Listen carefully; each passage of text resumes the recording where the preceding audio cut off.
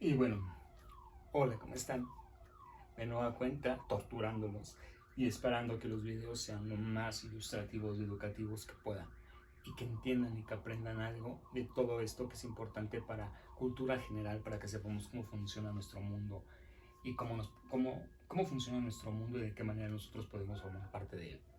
Bueno, vamos a seguir con los organismos especializados de la ONU. Recuerden que se llaman organismos especializados porque cada organismo tiene una función específica y funciona para determinado aspecto o funciona para resolver determinado conflicto o problema que llegue a enfrentar la comunidad internacional. En la clase pasada vimos a la FAO, que es la Organización de las Naciones Unidas para la Agricultura y la Alimentación, que como comentamos en su momento sirve para que a los países que viven en hambruna o que tienen alguna deficiencia alimentaria va la FAO a su lugar y les enseñan a cultivar, les enseñan las nuevas técnicas de cultivo, les enseñan nuevas herramientas para sembrar, les enseñan a cómo alimentarse, cómo nutrirse, basándose en las frutas o en la alimentación propia de su región geográfica. Como ya lo decíamos, la FAO no solamente trata de alimentar a las personas, sino les enseña cómo mejorar su alimentación o cómo producir sus propios alimentos.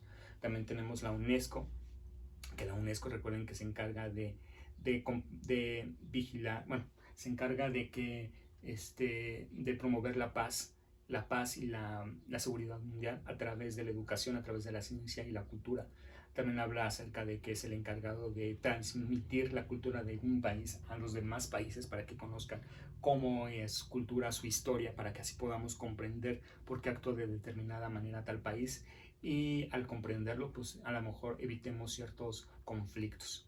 Eh, la OMS, la Organización Mundial de la Salud, que ya vemos que sirve para dar recomendaciones a los países de cómo comportarse ante determinadas epidemias, pandemias, etcétera. Realiza investigaciones, da ciertas recomendaciones para mejorar el sistema de salud de cada país, etcétera. Bueno, ahora vamos con otro muy importante, otro organismo especializado de la ONU, que es el Fondo Monetario Internacional, que se le conoce como FMI. El Fondo Monetario Internacional, como ya lo vimos, bueno, más bien, como lo vamos a ver, el Fondo Monetario Internacional habla acerca de la moneda y le da un papel muy importante a la moneda de cada país. Y lo que intenta hacer este Fondo Monetario Internacional es fortalecer las monedas del mundo. ¿Para qué? Para evitar una crisis económica mundial. Como ya lo vimos en su logotipo, el logotipo está representado por los 5 continentes del mundo, sobre una rama de laurel que significa la victoria, y sobre un fondo blanco. Bueno, el Fondo Monetario Internacional, por sus siglas FMI. Vamos a ver ahora a qué se refiere el Fondo Monetario Internacional. En primer cuenta, pues vamos a analizar que el Fondo Monetario Internacional, como su nombre lo dice, sirve, ya como les dije hace ratito, para fortalecer las monedas o la economía de cada país. Fue creada en 1944, un año antes de finalizar la Segunda Guerra Mundial y un año antes de crearse la Organización de las Naciones Unidas. Tiene su sede actualmente en Washington, Estados Unidos, en Washington, D.C., en la capital. ¿Cuáles son los fines y propósitos de este Fondo Monetario Internacional? Buscar la expansión y el crecimiento equilibrado del comercio internacional. Recuerden que el comercio es la principal actividad económica en el mundo. Entonces, ¿qué es lo que va a hacer el Fondo Monetario Internacional? Hacer que los países se ayuden los unos con los otros, ofreciendo sus productos en diferentes lugares. ¿A qué también se refiere el comercio internacional, a fomentar el comercio internacional? Pues que si un país, por ejemplo México, produce, supongamos, ollas de barro, ¿cómo puede hacer México para que esas ollas de barro no solamente se vendan en México, sino que se vendan en todo el mundo? Entonces va a proponer, el Fondo Monetario Internacional le va a realizar un estudio y le va a proponer ciertas medidas que tiene que realizar la empresa de las ollas para poder venderse en todo el mundo. Y así con cada región geográfica en el mundo o con cada país en el mundo. Lo que va a tratar es como de apoyar a un país o a una determinada región a que sus productos no solamente se vendan dentro de su país o dentro de una región geográfica, sino que salgan alrededor del mundo. ¿Y por qué lo hace? Porque recuerden que el comercio, como ya lo dije al principio, es la principal actividad económica en el mundo. Otro propósito del Fondo Monetario Internacional es promover la estabilidad de los tipos de cambio. Aquí lo que les comento, lo que les comentaba hace rato, lo que trata de hacer es que fortalecer la moneda de cada país. ¿Qué es lo que hace el Fondo Monetario Internacional? Emite recomendaciones o hace investigaciones. Investigaciones, por ejemplo, sobre el peso mexicano. ¿Cuáles son las fortalezas y las debilidades del peso mexicano?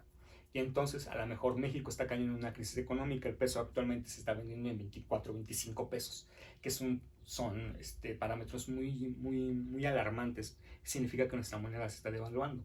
Entonces, ¿qué es lo que hace el Fondo Monetario Internacional? Le va a dar recomendaciones a México de cómo fortalecer su moneda. Le va a decir, ¿sabes qué? Lo que vas a tener que hacer es disminuir la producción de tu moneda. Si a lo mejor tenías circulando en el país 5,000 millones de pesos, vas a disminuir la circulación de la moneda a 2,000 millones de pesos. ¿Para qué? Para que no compres monedas extranjeras, etc. Entonces aquí le va a dar recomendaciones al país para mejorar su moneda, para mejorar el valor de su moneda.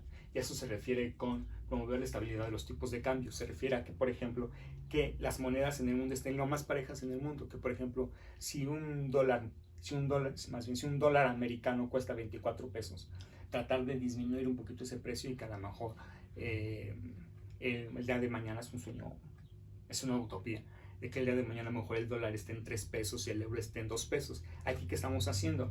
Estamos equilibrando los tipos de cambio, estamos haciendo que la moneda sea de igual valor un dólar que un peso, o que un euro que un peso. Eso es lo que trata de hacer el Fondo Monetario Internacional, que todas las monedas estén iguales, que tengan el mismo valor. Y dice, y poner a disposición de los países miembros, que son 189, recursos del fondo para corregir desequilibrios en sus balanzas de pagos. Aquí entonces lo que hace básicamente es, el Fondo Monetario Internacional tiene dinero, este dinero lo aportan justamente cada uno de los países integrantes, aporta una cuota. Es como pertenecer a una organización, aporta una cuota. Con esta cuota lo que hacen es, este dinero se los prestan, se los prestan o se los dan a los países para que mejoren su economía. ¿Y cuándo se lo van a dar? Aquí dicen, para corregir desequilibrios en sus balanzas de pagos. Los que más o menos han estudiado contabilidad o en alguna materia que a lo mejor les han dado, como no sé, alguna materia han hablado de la balanza de pagos. La balanza de pagos es de egresos e ingresos, ¿no? Entonces la balanza de pagos es que si gastas tanto, debes de ganar tanto. Entonces la balanza de pagos es cuando el país tiene tantos ingresos, 5 millones de pesos de ingresos, y esos 5 millones de ingresos van a servir para comprar determinadas cosas. Entonces, cuando una balanza de pagos está desequilibrada es cuando tienes menos ingresos de egresos, es decir, que tienes menos dinero y gastas más. Una balanza de pagos es como, por ejemplo, el hecho de que yo gano a lo mejor 10,000 pesos a la quincena, y esos 10,000 pesos a la quincena, mi balanza de pagos sería que lo que yo gano, mis 10,000 pesos, es justamente lo que yo gaste, 10,000 pesos a la quincena. En cambio, si yo gano 10,000 pesos a la quincena y gasto 20,000 pesos a la quincena, ¿qué es lo que estoy haciendo? Estoy desequilibrando mi balanza de pagos y de gastos. ¿Esto qué quiere decir? Que mi economía está pésima y que voy a terminar endeudado. Lo mismo sucede con los países. Cuando un país tiene más gastos que ingresos, el Fondo Monetario Internacional le brinda ayuda, le brinda un préstamo. ¿Para qué? Para que equilibre esto y volvamos a tener cierta estabilidad económica. Entonces, cuando un país está en una desestabilidad económica, cuando va a enfrentar una crisis, lo que hace el Fondo Monetario Internacional es otorgarle cierto dinero.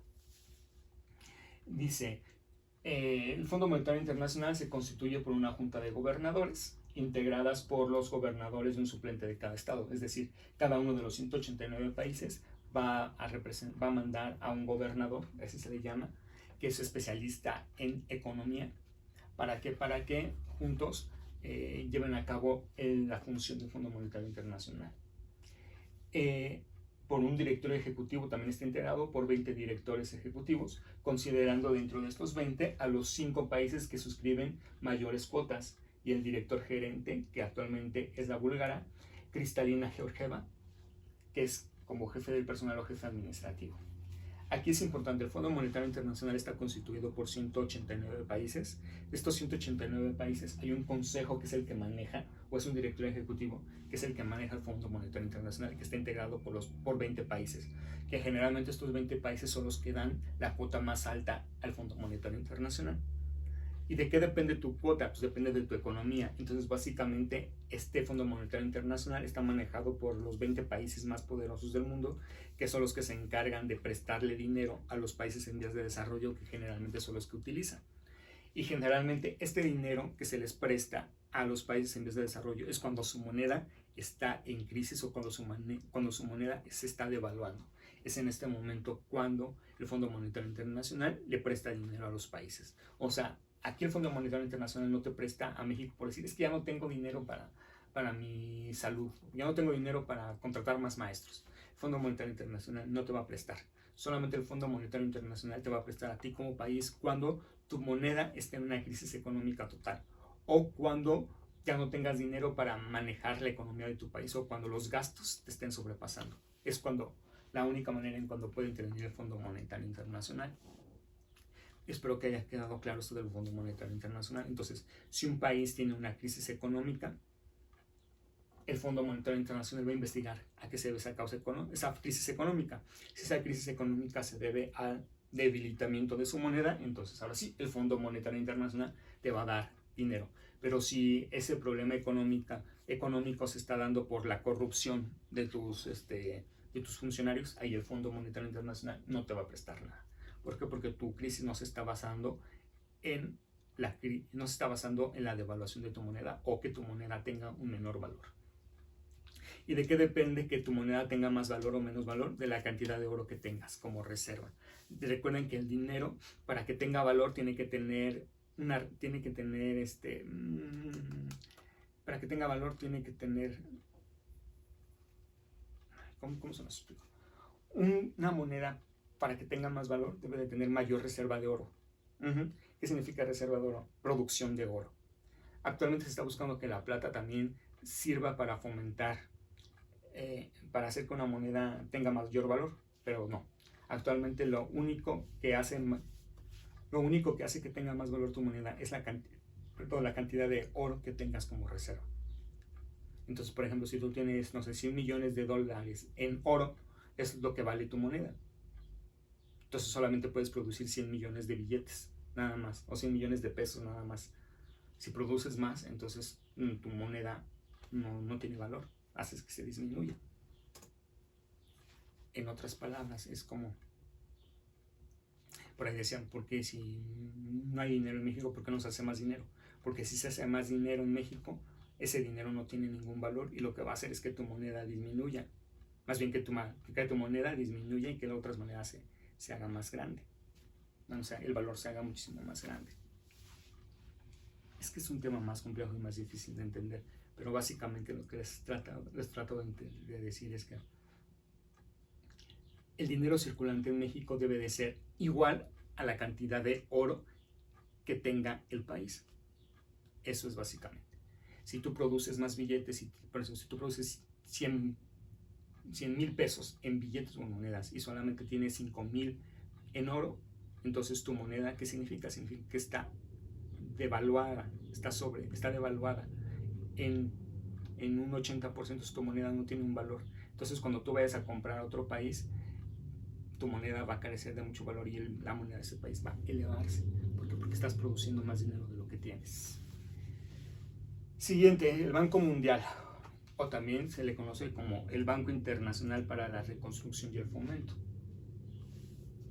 Tiene estos dos nombres. Entonces, generalmente en Latinoamérica se conoce como el Banco Mundial. Y bueno, también el Banco Mundial, Banco Internacional para la Reconstrucción y el Fomento. Aquí, como ya estaba diciendo su nombre, reconstruye las economías de los países. Perdón. El Banco Mundial. Un banco, ¿cómo funciona? Un banco tiene dinero, ese dinero, ¿quién lo dan? Los cuentavientes, ¿no? Los cuentavientes dan el dinero y ese dinero lo que hace el banco es que maneja tu dinero. Pues lo mismo sucede con el Banco Mundial. En el Banco Mundial, los países integrantes al Banco Mundial, pues tienen sus ahorritos ahí, ponen sus ahorritos en el Banco Mundial. Y el Banco Mundial, ¿qué es lo que hace? Hace que su dinero de esos países crezca. ¿Y cómo? Pues prestándolo a otros países. ¿Y cómo va a hacer que crezca? Pues a través de los intereses, ¿no? Por ejemplo, si a ti te prestan 100 pesos, y te dicen que el interés es del 10%, significa que cada mes vas a estar pagando 10 pesos. Y entonces al finalizar en un año, en lugar de haber pagado 100 pesos, que es lo que tú pediste prestado en un año, ¿Cuánto vas a pagar? Vas a pagar 220 pesos. Entonces, ¿qué significa? Significa que la persona que te prestó ese dinero va a tener un incremento de 120 pesos más sobre su capital. Lo mismo sucede con el banco. Los países lo que hacen es prestan dinero a los países a diferentes intereses y entonces básicamente van recuperando la inversión en ese país y aparte muchísimo más producto de los intereses, producto de los intereses. El Banco Internacional para la Reconstrucción y el Fomento, BIRF, o el Banco Mundial, en este caso nosotros vamos a analizar como el Banco Mundial. Banco Mundial fue creado en 1944, al igual que, bueno, al mismo momento en que se crea el Fondo Monetario Internacional. Su sede también la tiene en Washington, D.C. El objetivo del Fondo Monetario Internacional es facilitar la inversión de capital con fines de producción en el territorio de los Estados miembros. Son 189 países los mismos integrantes del Fondo Monetario Internacional.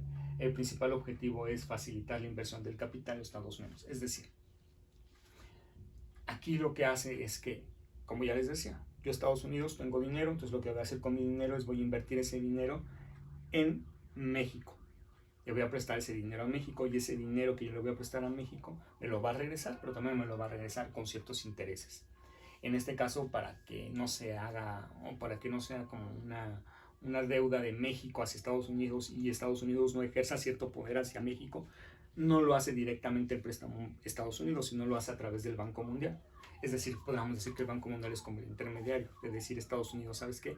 Yo le quiero prestar a México 100 millones de pesos, pero como no lo puedo hacer porque esto sería como, esto podría hacer que yo violara ciertos principios de la política internacional, entonces lo hace el Banco Mundial a mi nombre, pero el dinero es ¿de quién? De Estados Unidos. Bueno, entonces la función principal del Banco Mundial es invertir capital de los países en otros países. Dice, es facilitar la inversión del capital con fines de producción en el territorio de los Estados miembros. Promueve a largo plazo un crecimiento equilibrado del comercio, haciéndole frente a los problemas de pobreza.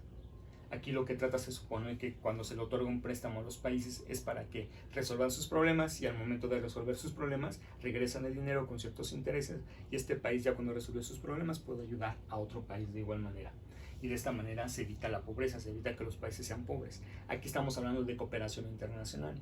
Por ejemplo, si a México le funciona un cierto plan y con ese plan hizo crecer su economía, entonces ahora México está comprometido a informarle a otros países que tengan una situación similar de cómo mejorar su economía. Y a lo mejor en este caso, si México tiene dinero, pues va a prestar el dinero a los países. También va a respetar los derechos internacionales y el desarrollo sostenible. Aquí ya hablamos del desarrollo sostenible, que es aprovechar los recursos que ahorita tenemos para el futuro.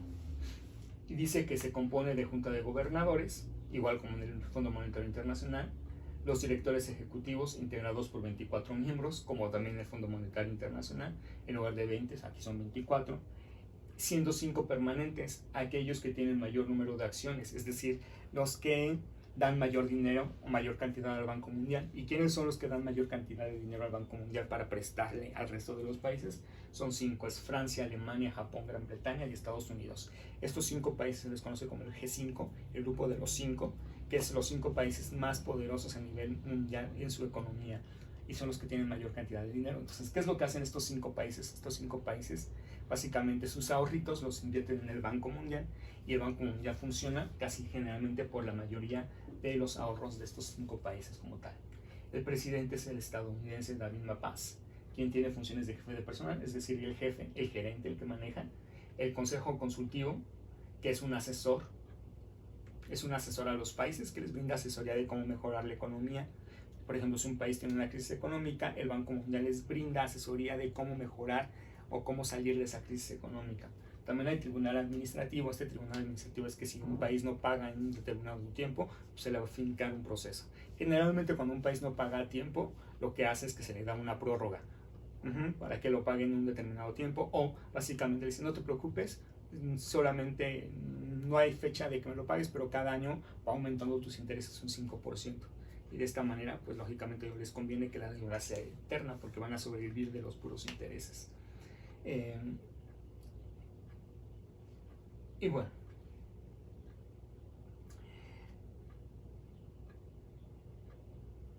el Banco Mundial va a otorgar préstamos, como ya los comentamos, como un banco otorga préstamos a los países. ¿Y qué tipo de préstamos otorga? Son préstamos para proyectos.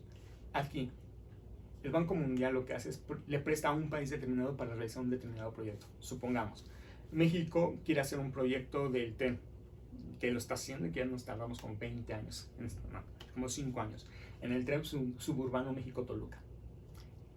Y resulta que México ya no tiene dinero. Y entonces dice, ya no tengo dinero. Entonces, ¿qué es lo que puede hacer México? Puede solicitar un préstamo al Banco Mundial para financiar el proyecto del tren suburbano. Le prestan el dinero y México va a tener que ir pagando intereses cada año. Y ya cuando tenga el dinero México juntado, paga su deuda. Básicamente ese es como el negocio de los países. Entonces, un préstamo para proyectos es cuando un país tiene un proyecto que es importante para su desarrollo interno, y entonces el Banco Mundial hace un estudio y analiza si le presta o no. Claro, antes de prestar, el Banco Mundial tiene que hacer un análisis y aparte tiene que existir una solicitud por parte del país que quiera recibir el préstamo. Siguiente, de ajuste estructural. ¿Cuándo se dan estos préstamos de ajuste estructural? Cuando un país, por ejemplo, un país va a invertir $100 millones en educación y resulta que ese dinero lo va a invertir en la educación, pero comprando computadores y proyectores para todos los salones de las escuelas públicas en México. Y resulta que hicieron un presupuesto donde le salían $100 millones, pero resulta que en el último mes hubo una crisis y los precios subieron. Entonces ahora en lugar de 100 millones les va a costar 300 millones. Entonces, ¿de dónde sacan esos 200 millones restantes? Pues pueden solicitar un préstamo al Banco Internacional para que les alcance para cumplir con ese proyecto. Y a eso se le conoce como ajuste sectorial. El ajuste sectorial es decir, cuando ya no te alcanza para algo y no tienes de manera de dónde alcanzarlo, entonces pides al Banco Mundial. Los institucionales sirven para ayudar la economía de una determinada institución del país, como por ejemplo, si el INE ya no tuviera dinero para funcionar, pero se van a realizar las elecciones próximamente, entonces necesita funcionar sí o sí. ¿Qué es lo que va a hacer el INE? El gobierno mexicano va a pedir un préstamo al Banco Mundial. ¿Para quién? Para el INE.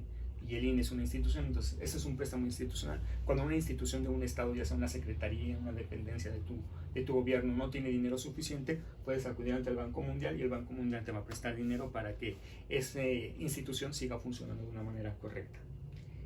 Préstamos estructurales. Estos préstamos estructurales son muy importantes.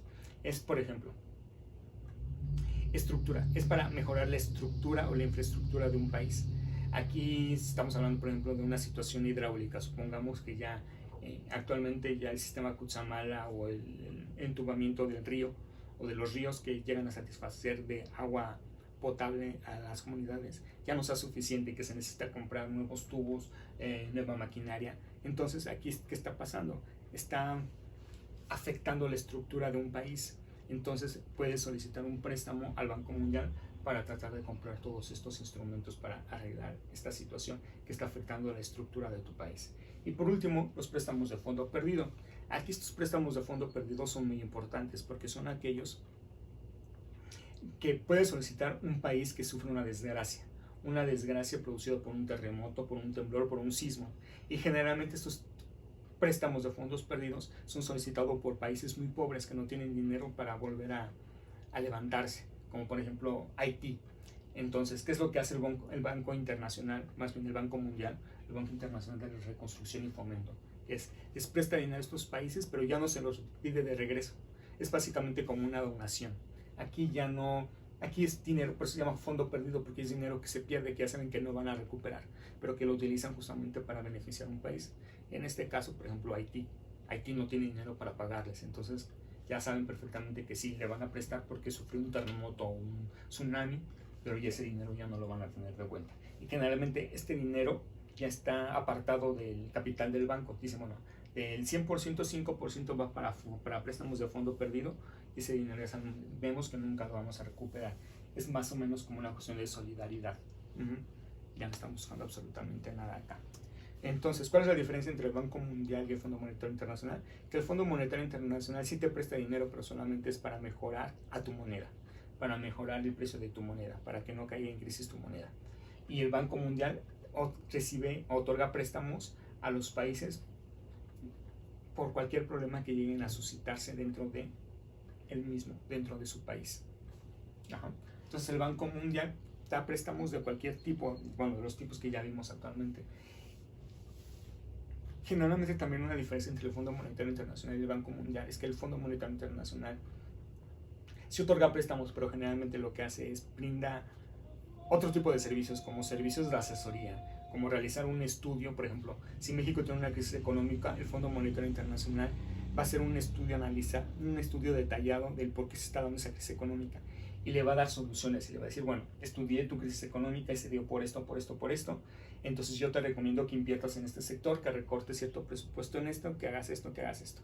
Entonces ya el gobierno mexicano va a decidir si lleva a cabo el plan que le propuso el Fondo Monetario Internacional. Básicamente el Fondo Monetario Internacional es como más asesor. En cambio el Banco Mundial sí te otorga el préstamo, sí te otorga dinero para que lo ocupes en determinadas cuestiones, en una institución, en una estructura, en un proyecto, etcétera, etcétera, etcétera. Y como ya les dije, el Banco Mundial funciona como un banco. En el Banco Mundial los 189 países invierten sus ahorritos, y esos ahorritos se los prestan a otros países, y esos ahorritos van creciendo por los intereses que van pagando cada uno de los países a los cuales se les prestó. UNICEF, Fondo de las Naciones Unidas para la Infancia. Este también ya lo hemos visto, o ya lo han visto como todos, no hay como mayor explicación. La UNICEF, el Fondo de las Naciones Unidas para la Infancia, fue creado en 1946, la sede está en Nueva York, está integrado por 191 países. El propósito principal de la UNICEF es salvaguardar la vida de los niños, salvaguardar los intereses de los niños y buscar el bienestar justamente de los propios niños. Lo que hace es defiende sus derechos principales, sus derechos humanos, el derecho a la vida, el desarrollo a la educación, el desarrollo a tener una familia, a un hombre, a tener un ambiente sano. Entonces lo que hace es propicia y defiende estos derechos, y también les ayuda a alcanzar el máximo potencial, brindándoles una mejor alimentación, a lo mejor también una mejor educación, a través de siguientes atribuciones o funciones. Brinda seguridad a la infancia a través de la protección. Aquí justamente lo que crea es crear leyes para ayudar a los niños a que no se les maltrate, a que no se les viole sus derechos, como en este caso los derechos de las niñas y los adolescentes, de las niñas, niños y adolescentes, que ayuda y protege a los niños contra cualquier violación a sus derechos humanos. También propicia la inclusión. La UNICEF lo que propone ahora es que todos los niños, a pesar de que tengan alguna discapacidad, convivan con el resto de las demás personas. También que se incluya dentro de la educación a personas a niños sin importar su raza, su preferencia sexual, su color de piel, etc. También contribuye a la supervivencia y la prosperidad de los niños. Es decir, por ejemplo, si hay una región en donde los niños están sufriendo desnutrición, lo que hace la UNICEF es va a esos lugares y alimenta a esos niños, o les brinda cierta asesoría para que los niños no mueran de hambre, o también les enseña a los niños a comer, a qué alimentos son más nutritivos, qué alimentos no comer, etc. Generalmente la UNICEF también lo que hace es, cuando hay una crisis humanitaria, generalmente ellos son los que alimentan a los puros niños y llevan alimentos para los niños.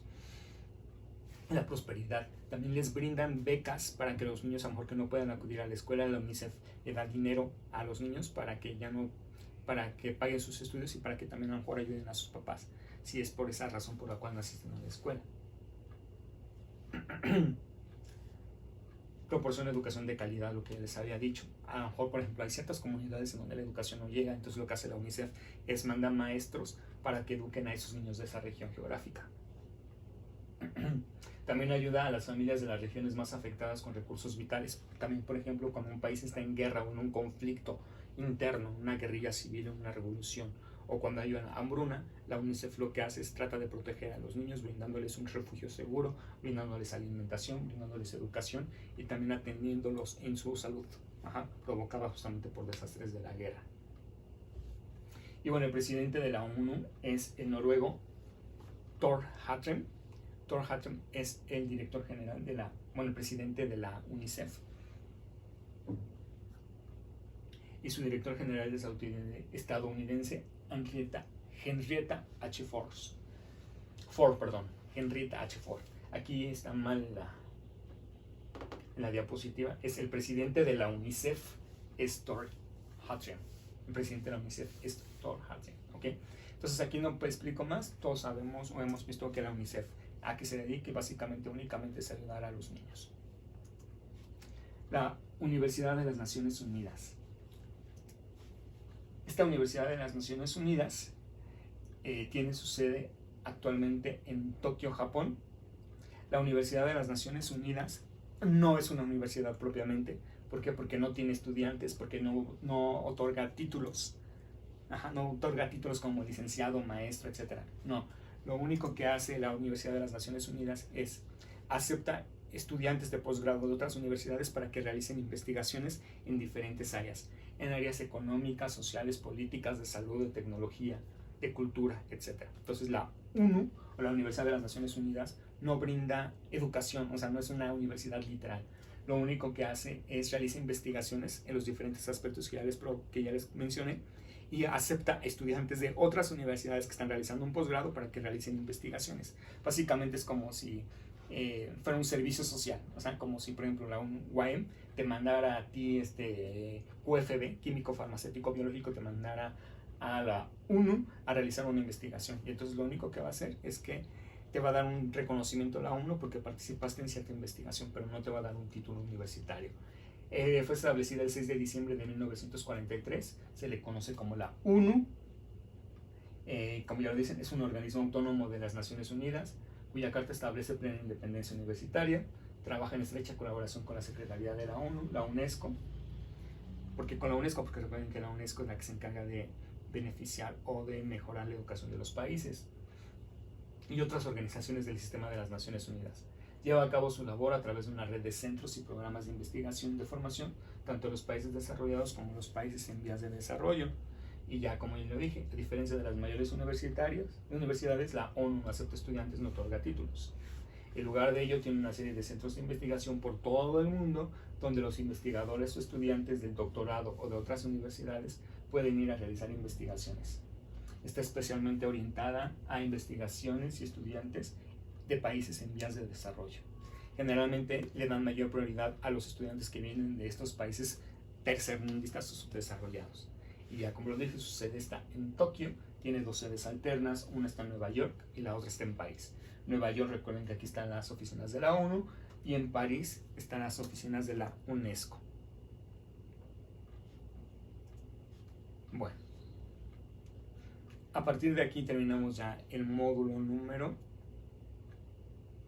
3, y ahora vamos a empezar con el módulo 4.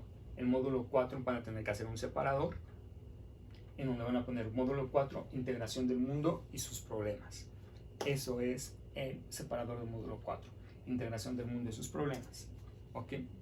Es un tema que vamos a ver es conformación de bloques, que no lo vamos a ver como tal, solamente lo puse porque para su, aparte del apunte que van a realizar el día de hoy, su tarea. Me van a responder estas preguntas en su libreta. ¿Qué entiendes por un bloque económico? ¿Cuál es la importancia que tiene la integración de 2 o más países con fines económicos? Integración es unión. Eso es unión, integración. ¿La integración de países a la unión de los países es solamente con fines económicos? Sí, no, ¿y por qué? ¿Cuál es la relación de México con otros países en su ámbito comercial?